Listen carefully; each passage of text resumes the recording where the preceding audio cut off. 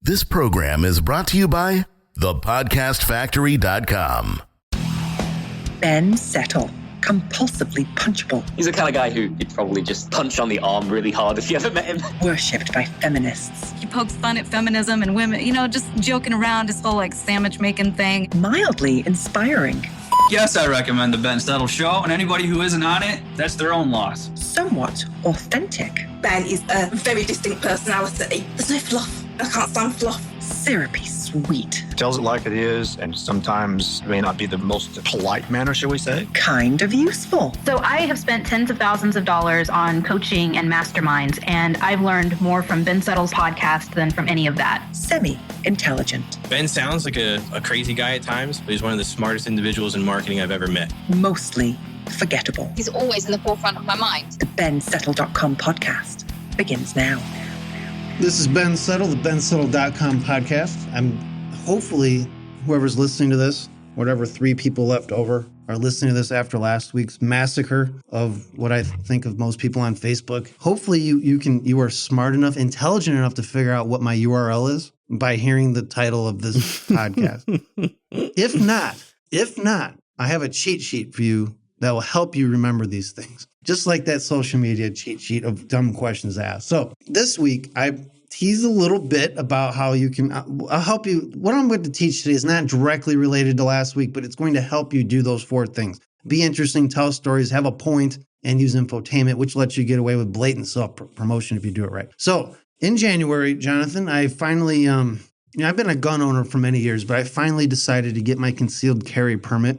For many reasons, I just always put it off, probably because I live in a bubble and I just don't think about it very often. But I did it. I went, my dad set it up. That's probably the reason I did is because he got off his butt and set it up for us to go to this class where you have to take a class before you can get your concealed carry lesson and get your concealed carry permit in the county I live in, and so be it. So it just happens to be taught by this guy named Joe Holdman, who just happens to be like the NRA's, National Rifle Association's #1 teacher, or he was in 2011. He was definitely named the #1 teacher. He's well known in that industry, in that world. He's probably one of the most respected, if not the most respected teacher that the NRA has. And he just happens to live in this little shitty area. And he lives in Coos Bay, which is about 30 miles north of Bandon, where I'm at, which is not a bubble. In fact, it's not a bubble at all because and this is just some local politics. There are a couple counties, blue counties, hardcore left-wing Democratic counties up north by Portland and Eugene. If you aren't familiar with Oregon, don't worry about it. Just know that they're very blue. This is where all the little Democrats like to congregate and plot and scheme and all that. And one of the plots and scheme, and by the way, I'm political atheist here. I'm not Republican. I just can't stand these Democrats because I just see the crap they're up to. I don't like the Republicans either, but I look at it this way. I look at it like Marvel versus DC. How those 2 comic companies were perceived back in the 90s. When money became like a big thing and like suddenly stockholders, shareholders and all that of Marvel were demanding these crossovers every year, and it was completely pissing all the customers off because you had to suddenly you couldn't just buy one title. You had to buy like 12 titles every month just to get the full story. And it was all done very deliberately to extract as much money from you as they could. And I don't know, back in those days, it was very hard to afford all that. But back then, people would say even the best comic book creators there were all these like rifts between Marvel and the best creators. That's why they went off and formed a company called Image Comics and all that. And they were saying one of them, I can't remember which one. I think his name was John Byrne or something like that. Really good comic book artist. Everybody in that world knows who he is. He's like, Marvel's kind of like, he saw DC as like the kindly father figure who's just kind of dumb and naive and gets taken advantage of. That was DC Comics. And then Marvel was like the evil, empire.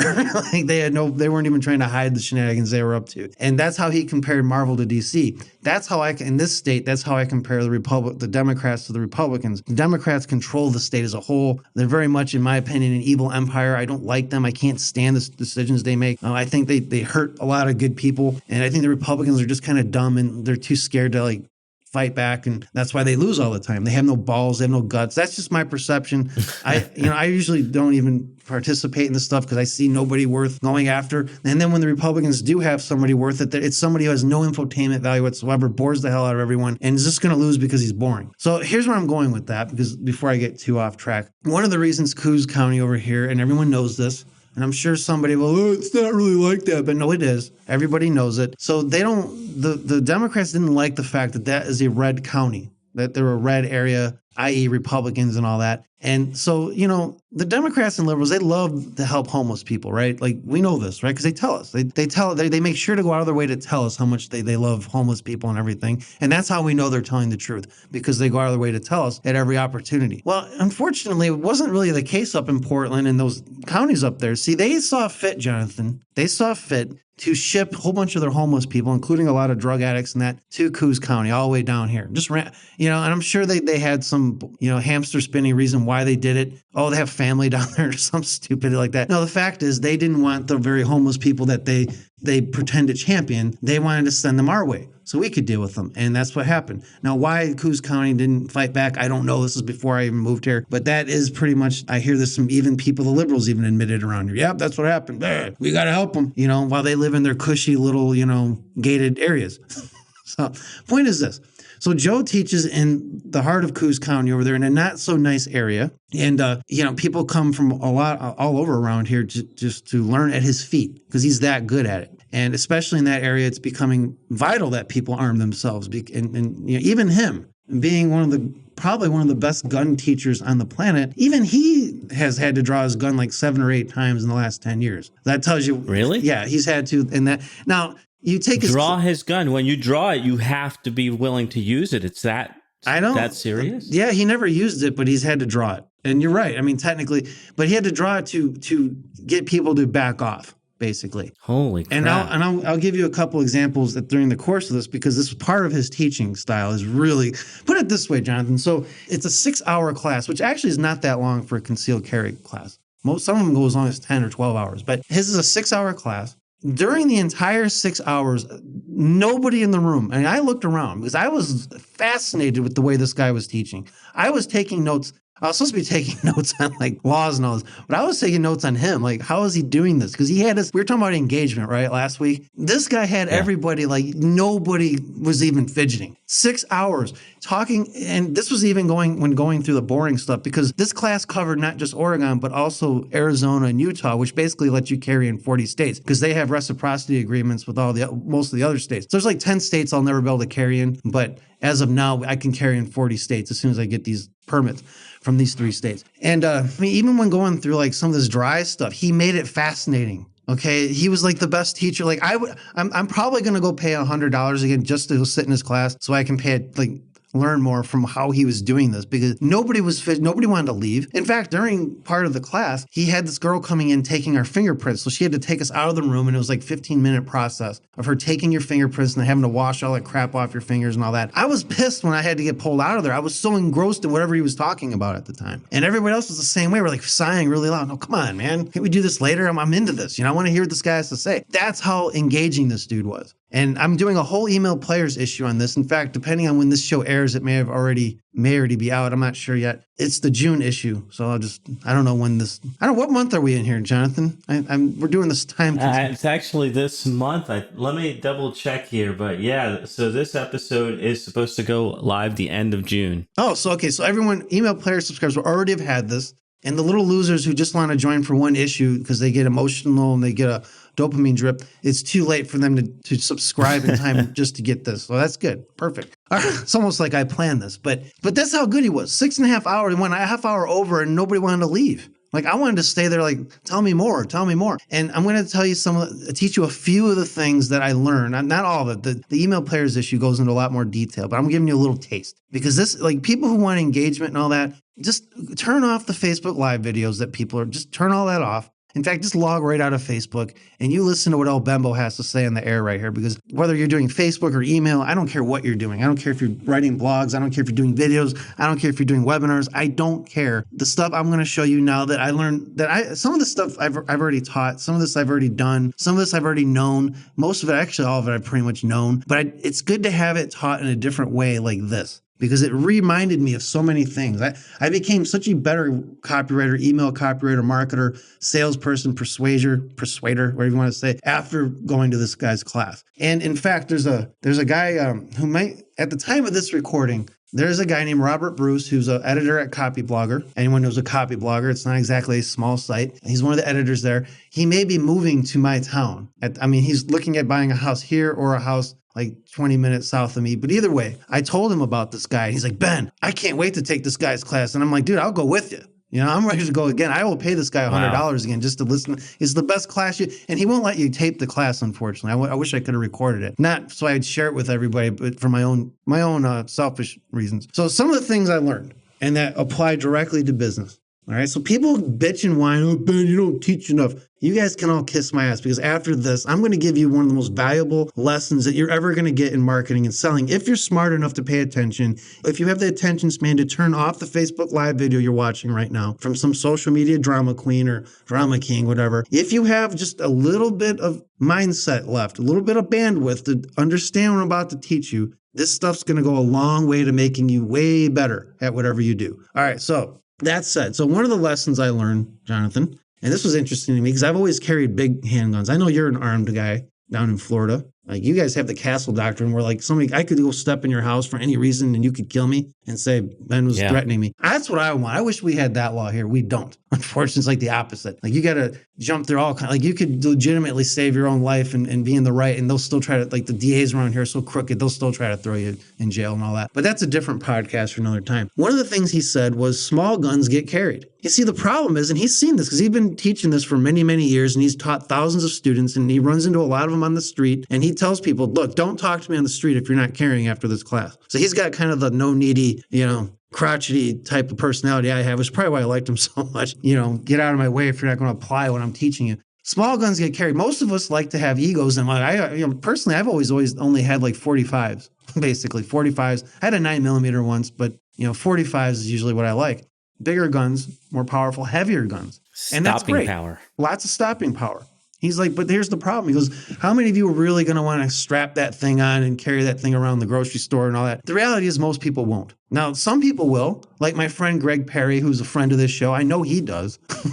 That dude, he is no problem. He probably, he's the exception to the rule. I really believe after talking to just a lot of my fellow gun owners around here, we're all maybe we're lazy, maybe we're just not that dedicated, but it's like, man, I don't really want to put this big thing on. He goes, small guns get carried. A small gun that you can literally fit in your jacket pocket without it even showing is so much more practical than like some big thing you're going to, not that you shouldn't, not that there's anything wrong with carrying a big gun, but for those of us who are too lazy and unmotivated, we should just get a smaller one. And people say, well, there's no stopping power. He's like, just get a little 22 or a little 38. 22, people asked, aren't those like really weak? And he talked about this show called Swamp Dwellers, right? Now, I've never seen Swamp Dwellers, but here's what he said. They shot I don't know if it was 17 foot, it was a huge alligator. It was like 12 foot or 15 foot alligator. And they shot it in the head with a 22 and killed it. Now, if it has enough stopping power to kill a 12 foot alligator, I think it has enough stopping power to stop a, 6 foot meth addict who's trying to kill you. You know what I mean? So that's my whole point. Small guns get carried. So what does this have to do with business? Well, a lot of people get caught up in these big funnels, right? Like you and I had a talk not long ago off air about certain funnel type people and all that, and how they make these they keep it complicated on purpose just to keep people confused and all that. So you have to keep buying their higher price stuff and all that. Now, I'm not saying they all do that, but that is definitely the effect of it either way. Well, I'm big on simple. Like most people shouldn't be doing a big giant funnel onboarding process that looks like a family tree from the Lord of the Rings or something. It should look like it should be simple. Opt-in page to a sales letter, relentless email follow-up until they buy product 1. And then when they buy product 1, you sell them product 2. And when you get there, you'll see farther. Most people are just not there. They don't even have their first offer yet, and yet they're building these giant funnels out, and they don't even have an offer figured out or their market figured out. I'm telling people right now who are listening to this, and this is the majority, I guarantee it, who are like, man, I don't know how to get started. I'm telling you how to get started. Start with one product. Build a good opt-in page, mail it every day with email, obviously, selling them on that one product. When they buy that product, sell them a product 2. That's as far as you need to see right now. You can build a very good base for a very good business like that. When you get there, you'll see farther. Because small funnels get implemented. Just like small guns get carried, small funnels get implemented. As you get skilled with guns and everything, then you start adding more to your arsenal and all that. A lot of people just come right out. They haven't even taken a class on shooting, and they're buying like really sophisticated weaponry and stuff. Like you start with your little 22. And then when you get there, you'll see farther. Where I live in the Oregon coast here, if I was to walk straight across the Pacific Ocean, I would run into Japan eventually, Jonathan, if I could walk on water. Okay. Now, some people, you can't. I can't walk on. I know that disappoints people, but if I could walk on water, eventually I'd run into Japan. I can't see Japan from the beach here. I can only see the horizon line or the whatever that's called. When I get there, I'll see even farther. Then I see the next line, I get there, I'll see farther until I get to Japan. But I don't see Japan from where I'm at. And most funnels are built like they can see, they're looking for Japan when they haven't even left the coastline yet. Small guns get carried, small funnels get implemented. Start small. And when you get to the first step, you'll see farther. So that's the first thing. Another thing he did was he did the math. Now, this guy did a hell of a job putting the fear of God in everybody in this room. And and that's his job as a teacher to do that for teaching this product. Well, here's the thing. And here's what he taught about the county I'm in. The county spent a bunch of money putting new jail cells in the county jail. So there's like 150 cells or 150 beds or something like that. But they only have enough money to keep 45 people in these jail at one time. And then he said he went on a grand jury once. So for like a whole week, he was on a grand jury and he saw 60 different, I don't know if it was 60, it was a lot. He saw a lot of people, a lot of trials basically that he was on the jury for. And he noticed that almost everyone was guilty as sin. He was maybe it wasn't 60. I think it was 5. I don't know where I got 60. It was 5. He was on 5 juries. And he said all of them except one were like super guilty. It was obvious. There was not even much to say about it. And he said he was just one jury. He was just on one jury. He goes, there's something like 50 or 60 trials a week or something. If most of them are guilty, that means you're getting like 50 some new criminals a week that have to be prosecuted and jailed. And there's only 45 jails. So guess what happens? A lot of people who've like broken into houses, especially like people like that who haven't really like necessarily violently hurt anyone, but they've broken into houses and that sort of thing, committed some damage to things. They're being let out into the street of Coos County. They're wandering around. Every week, more people are being let right back out so they can put new people in. That is a very sobering thing if you find out that's going on in your county, Jonathan. Think about that. No kidding. You have a ton of criminals out there on the street, basically. And he did the math. And if you do the math for your prospects in your marketing, and this is something that we all know, but how many people do it in your sales letters and whatever, in your presentations, whatever you're doing, it forces people to see the reality of whatever you're talking about, as it did with that. Not everybody's talking about something dire like criminals getting on the street. But think about that. He made it impossible for us to be complacent ever again walking the streets of Coos County by doing the math like that.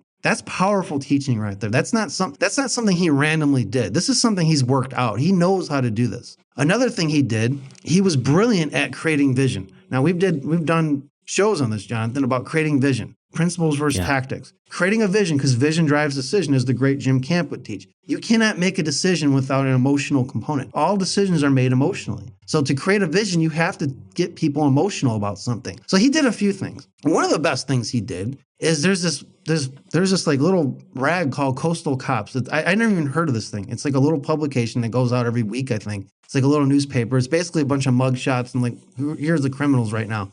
Coastal Cops, right? It's like a mugshots type thing. He holds up this paper of the most deranged looking guy I think I've ever seen in my life. I mean, this dude looked like he was high on 15 different drugs. He was about 6.5 feet tall, ripped with muscle, and yet he looked crazy. He literally had crazy in his eye. If you've ever seen like a sociopathic eye where you know that they will kill somebody, well, it turns out this guy was one of the guys let out recently on the streets. And he was in jail because he broke into someone's house and they found him at 2 a.m. in the morning. And I think he was like pooping on the floor or something weird like that. This is the weird shit. And, this is the stuff that he's making you think about. Like this is going on in your very own county right now. In fact, this happened I believe, in Bandon. And we don't even have that much crime in Bandon like Coos County does. Another thing he did to create vision. Now, his office, this is where we were. It's not in the best part of Coos County, Coos Bay. It's really not. It's where if you want to call it a mall, but it is a mall. There's very shady looking people hanging around there. There's a lot of homeless people hanging around there. And he's often the first person to come in the morning because his office is in the mall, like upstairs. He's often the first person to come in the morning and the last to leave at night. This by the nature of what he does as a teacher of this sort of thing. He's just there. And the mall has actually given him his own keys. So because he's often there before even the people who run the mall are there. And he told this story about this the couple of times he had to draw his gun. One time he was coming out, it was like 10 o'clock at night, and 4 homeless people surrounded him and like started demanding money from him, and they're threatening him, like they're demanding to like hurt him. That's when he had to draw his gun once and he told him to get the fuck away from him. Basically, those are his words. I believe that's those words. You'd have to ask him exactly what he said, but if I remember correctly. Another time he came out. Actually, that was in the morning. That was like 7 a.m. when the homeless people surrounded him. These like homeless, like meth head people were surrounding him, demanding money. They're fiending for drugs. And, that's why he did what he did. Another time at night, this was the one at like 10 o'clock at night, he was leaving. It was the last one. Again, this is the mall, the movie theaters over there. There are kids that like to hang out. 15 teenage kids surrounded him, Jonathan. 15. He said almost half of them had skateboards and they were holding them up like they were going to hit him if they didn't give him money. They were demanding money from him. They were demanding money and they were going to like beat him with their skateboards. Again, he didn't draw his gun. He said he just showed it. Like he showed it like in a holster and he did. He said, he told us, he goes, you know what? They may have gotten the jump on me, but I would have killed one of them if they tried to kill me. This guy is hardcore, Jonathan. And he goes, this is the part our society has come to where I have to like threaten teenage kids to get away from me. Now think of the average person who doesn't know what he knows about, the law and how to like protect yourself and all that, who's not armed. Like this makes you think because there are crimes that happen all the time over here in Coos Bay. People getting mugged and hurt and all this stuff. And we all know it, but he kind of like humanized it. He's like, this actually happens.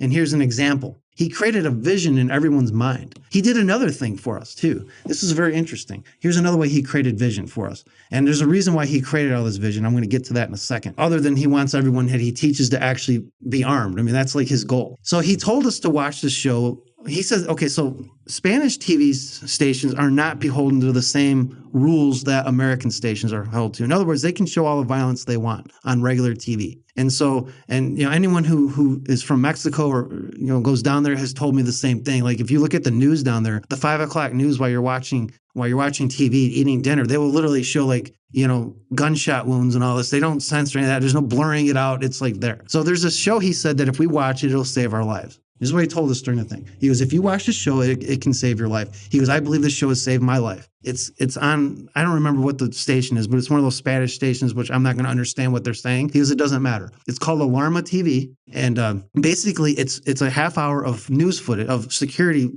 camera footage, showing the most gruesome crimes, violent crimes you can ever see. Literally show people being decapitated from behind. No sense. Like this makes my Enoch Wars books look tame. Hearing about the stuff. Wow. And it is when you watch this stuff. It's like it's brutal, and you can only really watch it for a couple. I don't know how people watch it every day. It's so brutal, Jonathan. It's the worst. He goes, but this will save your life. And people are like, how is that going to save my life? It's going to gross you out, make you throw up. Maybe it's going to save. He goes, because it shows you how the criminals move and act before they commit their crimes. Very interesting, right? Oh, man. Now, think about this. He's getting us to watch a TV show like this. He goes, just for 5 days, watch it. It's on at 10:30 at night, of course, right? He's getting you to watch this stuff. He's telling you these real life stories about things. He's telling us stories about how he was at the park there's one of these parks in Coos Bay, not a very good place to be, not a very good part of this town. And he said that he has 2 Rottweilers, 2 giant Rottweilers. In fact, one of them was actually in the class, so we could see one of them. And, he goes, these Rottweilers would die for me. Most people have dogs that would die for them, and these Rottweilers are no different for him. He said even though he had 2 Rottweilers with him once, he was almost attacked by a couple homeless people in the park. This is how bold. Really? They were homeless like drug addicts. And this is how emboldened the criminal element is getting, at least in our area, that they will actually come up and attack someone with 2 giant Rottweilers next to them. That was one of the times he actually had to draw his gun, he said, to get the person away, to get them. He didn't shoot them, but do you see how he's creating vision? And these are just a few of the stories, Jonathan. Believe me, there are way more stories than this. I mean, there's 6 hours, right? And these are just a few of the stories that get you thinking. Of course, we all went home and watched an Alarma TV, which put the fear of God into all us even more. What does this mean? What does this do? What is this intended to do? It's intended us to get us to make a decision to actually get our permits and to actually start being armed. That's his job. That's his whole goal. He could not do that by just lecturing to us. He had to tell us create vision, basically, in everyone's mind. That's how he did it. That's what we should all be doing, and what those of us who understand this already do in our marketing. If you want to be engaging on Facebook, quit being a freaking mush cookie, quit asking stupid random questions, and start creating vision in people. And not doing it as a tactic, but as a principle, as we talked about in one of the earlier episodes. Whew, man, Jonathan, I'm getting mad at my audience, and they're not even doing anything wrong yet. That's how I'm getting fired up. All right, so my horde. They're not an audience. They're my horde. I forgot. That's my new name for it. Some people have tribes. I have a horde. That's the way I can. Another thing he did, and there were many, by the way, I'm not even scratching the surface. That's why I did an email players issue about this. Another thing he did brilliantly was demonstration. Now, the great Gary Bencivenga talks about demonstration as being, this is the number one way to prove something. Like, there's all these ways to use proof in your ads and all that, and most people never do any proof. But demonstration, one dramatic demonstration will do more for you selling than all the fancy copywriting tricks and techniques in the world. And it's no different when he was trying to get us to want to take this stuff seriously and realize just the realities of this. You know, everybody thinks they're going to be Bruce Willis when they're armed, and it doesn't work that way. And what he did was this. He was talking about, like, okay, some of you guys, he was talking about home defense, which is interesting because that really has nothing to do with concealed carry, but I think he just really wants people to be aware of this stuff. He was talking about home defense. He goes, a lot of you guys probably sleep with a big gun in your nightstand, right? And most people in that room do. He goes, here, you know, your giant 45, your giant hand cannon, right? Like the big Ego hand cannon. He goes, everybody point your guns at me right now. Right? He goes, right now, everybody just drop what you're doing. Point your gun at me right now. Now, none of us were armed in there, but he meant like your finger, right? Like put a finger gun. Point it at me. Leave it, and don't take it off me until I tell you to stop. He started talking for another 5 or 10 minutes about this, whatever he was talking about. Guess what happened during those 5 or 10 minutes, Jonathan? What happened? Okay, so our arms were getting really fatigued and tired. We weren't even holding any. We're not even holding anything, right? He goes, now, the point is, imagine you're holding this giant hand cannon while waiting for the cops to come in, how heavy your hand's getting. Like, there's a reality to this that people don't understand. It's a demonstration. That it was a very dramatic demonstration. Our arms are shaking after it, and we're not even holding anything. You know, imagine holding a 5-pound gun or whatever in your hand. Right. That 45 loaded with bullets, you will be worn out. Absolutely worn out. And if you're within 6 feet of the person and you just waver for even a second, that's enough room for them to jump you. So imagine, you know, Mr. 6.5 foot meth addict there who looks like he's going to, you know, like possessed by the devil. You know, I mean, so these are the things he was doing, and it was creating vision. He was demonstrating. He was doing the math. So he forced the logical side of your brain to accept, to kind of merge with the emotional stuff. You know, he gave us the idea of the small guns get carried. All this stuff is applicable to business. You should always be demonstrating things whenever you can in your marketing and all that. And video lets you do that way easy. And finally, the last thing I'm going to talk, and this isn't the last thing he taught, but the last thing I'm going to talk about today, because this is already running pretty long here, Jonathan. Yeah. Is he was an upsell master. See, he teaches for free. He teaches the class for free. Most concealed carry people, you got to pay them. Plus you got to pay the fee, you know, just to get your permit and all that. He says, so you had to pay him the $100. He made you pay him $100, but he put it all toward he goes, it all goes toward charity. He goes, I don't keep any of this money. It goes to charity, and it goes to like paying his advertising fees. He doesn't profit from it. No, here's what this dude profits from. Before I left that room, I was upsold like 4 things. Okay, like not only was I upsold, I was upsold everything from a $5 whistle. Like everybody bought this $5 whistle. Why? We're never going to use it, unfortunately. We probably should. He goes, keep it on your keychain. This whistle will do more to protect you than anything. It's just really loud and obnoxious whistle. I bought it anyway. What the hell? You know, he was doing all this demonstration and vision stuff. I bought everything. And then he's like, I also have a few more of these like handbooks about home defense and, you know, how to handle things. This is a $150 class I teach, or you can just get this book for $20 that I have a bunch in stock. Probably cost them $4 or $5 to print each one up. So you figure he made a $15 profit on however many people are in the room, 10, 20 people. Imagine he does that several times a week. Think about that. Finally, he also upsold me into the NRA, which I had no intention of joining. But here's why I joined it, Jonathan, because I'm going to be taking shooting lessons from this guy. There's no way I'm going to learn shooting from anyone else at this point but this guy, right? After this class. Because he does, you know, he's the NRA's top teacher, one of them, and he's in my little area here, and he teaches in a way that I like. He only accepts 4 people at a time. So it's not like this giant class of people. He only lets you have he only does classes of like 4 people at a time for the whole day. And, you know, he's one of the, like I said, he's been doing this for forever. He's one of the best teachers out there. Why would I not want to learn from him? And he even teaches like trick shots and stuff like that if you want. So my point is this, I want to learn from him, and I'm set to do that. But he will not take you as a student unless you're a member of the NRA. So think of there as another upsell. And then there's, of course, paying him to teach me, which probably will be more than one class. I'm sure he'll have other upsells to that. All from doing a free concealed carry class where he used all the principles we just talked about. I hope that everyone listening to this understands the power of what you just learned, because this is not what you're going to get. You're not going to learn this in any of the guru courses that are trying to complicate shit. This is all very simple. And if you can't follow this, then I would say this, Jonathan, to anyone who can't follow what I just said, to anyone who doesn't understand how valuable what I just taught was, And because I know it's a dull, unpolished object, it's not a sexy ninja object, bright, shiny ninja object you're going to see people talk about on Facebook groups and the Warrior Forum and all that. This is very, very dull, unpolished object. If you don't see the value in that, if you don't implement any of the stuff we just talked about, if you just nodded your son, yeah, Ben, now teach me something else. If you did that, I'm going to pull a Joe Holman on you. Don't talk to me. Don't think I'm going to talk to you, because I'm not. Anyone who I know is in this audience who tries to small talk me from now on, and if they're not doing these 5 things I just talked about, I'm going to ignore you. If you're an email player subscriber, I will unsubscribe you manually. I'm going to pull a Joe on you because it's the only way I can get you to do what needs to be done. So there's another lesson. There's a bonus Joe lesson. Non-neediness, holding your customers to a high standard, because if you hold yourself to a high standard, how can you accept anything less from your customers? And why would you want to do any less by your customers than hold them to a high standard? So Jonathan, that was a long podcast episode, but I think it was worth it. Any thoughts before we part on this, before we move on? Yeah, what's next? What's next is we're going to do another Q&A episode. OL Bembo's going to reach for his sack and pull out some more questions. So that'll be next week. Enjoy. All right, that's a wrap for another bensettle.com podcast. We'll be back with you next time. You've been listening to the bensettle.com podcast.